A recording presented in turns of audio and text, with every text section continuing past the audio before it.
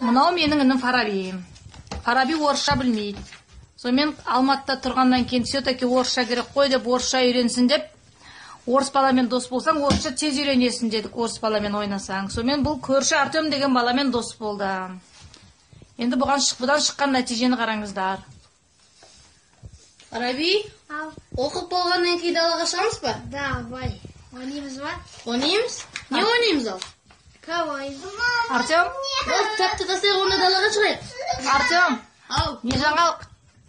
Ой, мынаған орысша үйретейін десе, орысша үйренбей жатыр. Сосын? Сосын мен оған далаға шығайық деп айттым. Қазақшалап па? Қазақшалап айттым.